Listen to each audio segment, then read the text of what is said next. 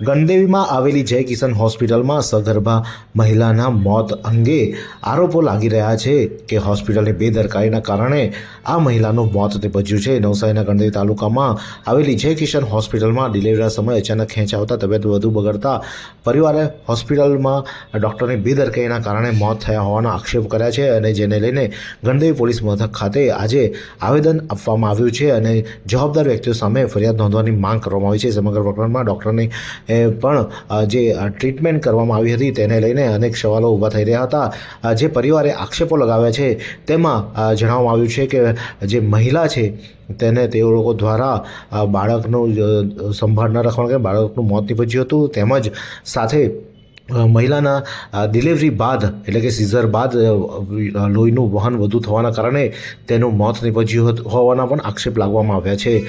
જ્યારે મહિલાને અહીંયાથી બીજી હોસ્પિટલમાં શિફ્ટ કરી રહ્યા હતા તે દરમિયાન જે એમની સાથે એક પરિવારના સભ્ય હતા તેને પણ અર્ધ રસ્તે ઉતારી દેવામાં આવ્યા હતા તેવા આક્ષેપો પરિવાર દ્વારા લગાવવામાં આવી રહ્યા છે। સાચું શું છે પોલીસ તપાસમાં સામે આવશે।